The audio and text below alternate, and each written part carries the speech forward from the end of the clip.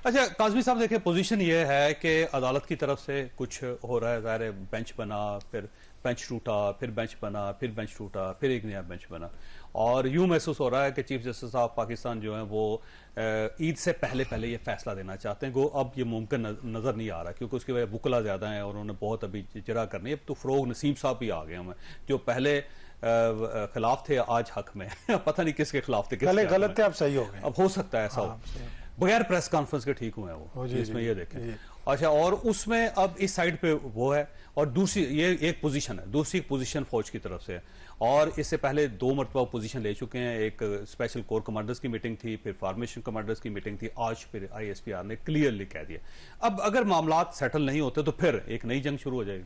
देखिए, पहली चीज तो ये है कि यहां पे जो सानिया 9 मई है उसको नहीं भूलना चाहिए। बहस जो है वो जिधर भी हो रही है, जिस तरफ से भी हो रही है, जो 9 मई को हुआ उसके अंदर जो भी मुलविस है, जो भी कानूनी तरीका अपनाया जाता है, अदालत के अंदर भी केस चल रहा है, हुकूमत भी कुछ कह रही है, लेकिन वो लोग जो उसमें मुलविस हैं उनको आइन और कानून के मुताबिक उनसे निपटा जाए।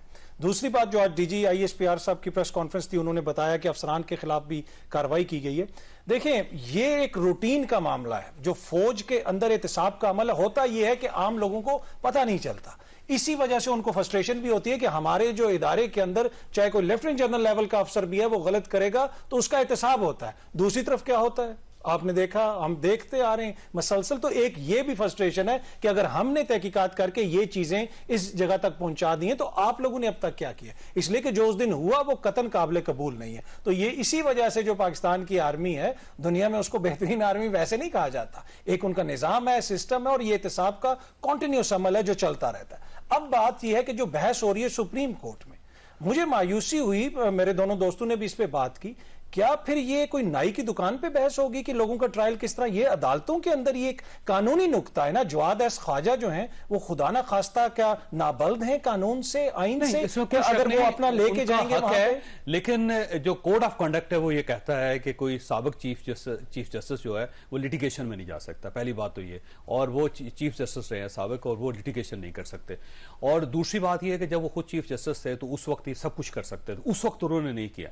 अब जाके वो प्राइवेट कैपेसिटी में कर रहे हैं तो इसका क्या फायदा होगा? देखिए, पहली बात तो ये कि अगर पहले गलत होता रहा तो उसका ये है कि अब भी गलत होता रहे, ये तो नहीं है कोई ना। दूसरी बात है, जो लिटिगेशन है वो कोई अपने प्लॉट लेके चले गए, वो एक अवामी मसला है, उसके ऊपर बात है। अब मोजिज अदालत जो मुनासिब समझेगी कि हाँ ये पहले भी होता रहा है, ऐसे ऐसे होता रहा है, तो ये आप करें, वो फैसला आएगा। देखिए, ये करना चाहिए, आईनी बहस है, एक आईनी बहस है और इसको क्लियर होना चाहिए। मैं भी एक बहस करना चाहता हूं, वो ये है कि मेरा ख्याल है जवाद ख्वाजा साहब जो ना बड़े एक नेक आदमी, इसमें कोई शक नहीं, कुरान मजीद का मुताला करते हैं बहुत, और बड़ी नोबल फैमिली के साथ उनका ताल्लुक है, जस्टिस कार्नीलियस के साथ उन्होंने काम किया हुआ, इतने बड़े आदमी। तो मेरा ख्याल है उन्हें एक पिटीशन एक ये भी दायर करनी चाहिए कि ये जो आला अदलिया है, जो हाई कोर्ट्स हैं या सुप्रीम कोर्ट ऑफ पाकिस्तान, उसमें 4-4, 5-5 लाख जो केसेस हैं वो पेंडिंग क्यों रहते हैं, उन्हें उसका सलूशन भी निकालना चाहिए। जो जिस पे वो कुछ कंट्रीब्यूट कर सकते हैं उस पे छोड़ के वो उस पे कंट्रीब्यूट कर रहे हैं जिस पे वो कुछ नहीं कर सकते। अच्छा, आप नहीं समझते कि एक बुनियादी जो हकूक हैं लोगों के, जमहूरी राइट कहीं पे लगे कि वो इन्फ्रिंज हो रहा है, वो इंपॉर्टेंट है? तो मेरे ख्याल में उन्होंने समझा होगा, जिस तरफ आपने इशारा किया, हमारी अदलिया वैसे नहीं 129 नंबर पे, कुछ ना कुछ मसाइल तो वो हैं, लेकिन जो इसको ये रंग दिया जा रहा है कि जी पंजाब का क्या, नवाज शरीफ जो है यूगोस्लाविया का लीडर था और परवेज मुशर्रफ जो है उसका ताल्लुक लाहौर से था, किसने नवाज शरीफ को फारिग किया? नवाज शरीफ क्या उसका ताल्लुक खैबर पख्तूनख्वा से था कि इन लाहौरी ग्रुप ने उसको फारिग कर दिया? यहां पे ये कोई एथनिक मसला नहीं है, आइन और कानून का मसला है। सवाल और जहां तक दामाद और बेगमात की बात है, क्या सिर्फ जो 2 खानदान है उन्हीं के बच्चे, उन्हीं के दामाद दुबई में बैठ के पूरी दुनिया में जो है, प्राचा साहब मेरे भाई हैं, नहीं भाई भाई खत्म हो गया। नहीं, मैं एक सिर्फ ये अर्ज कर रहा हूं कि क्या सिर्फ 2 खानदानों के बच्चे, उनके दामाद, उनके समधी वो मुल्क की इकोनॉमी चलाएंगे, इकोनॉमी को इस नहज पे पहुंचा देंगे? वो तो पूरी कौम देख रही है कि फैमिलीज क्या कर रही हैं। अगर हम डेमोक्रेट है ना और थोड़े से पढ़े लिखे हैं सो कॉल्ड, तो हम नहीं चाहेंगे कि आर्मी कोर्ट्स बने किसी भी सिविलाइज्ड सोसाइटी के अंदर और वो फैसला करे ऑनेस्टली। लेकिन सवाल सिर्फ वो है कि जब तक आपके दामाद नहीं फंसते, जब तक आपकी भांजियां नहीं फंसती, जब तक आपकी नवासियां नहीं आ जाती उसमें, जब तक इमरान खान साहब चेयरमैन PTI लाहौर के अंदर वो बैठ के नहीं करते, और जब तक एक लाहौरी ग्रुप सामने नहीं आता, उस वक्त तक तो आप समझते हैं कि बस चीज़ें ठीक हैं। और जब आप समझते हैं कि आप फंस गए हैं तो फिर आप समझते हैं कि इंसानी को, ये एक बड़ा सवाल है।